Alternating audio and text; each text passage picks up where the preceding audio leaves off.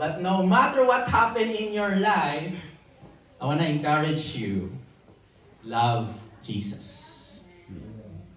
Even if people leave you, don't leave Jesus. Even people reject you, don't reject Jesus. Even if people hate you, love Jesus. Even if we don't have money, continue to serve Jesus. Even if everything fails and fall apart, love Jesus.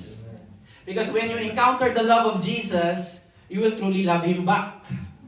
And you will never ever regret it. I can hear in your heart today the sound boop boop boop boop boop boop boop boop boop boop.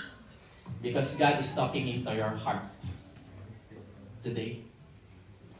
And I want to assure you, you will never regret when you choose Jesus over money. You will never regret when you choose Jesus over fame. You will never regret to choose Jesus over family, dreams, ministry. Don't stop loving Jesus. Don't stop loving Jesus even in pain, persecution, difficulty of life, diseases, disability, rejection. Don't stop loving Jesus. Tell your neighbor, don't stop loving Jesus. Don't stop loving Jesus.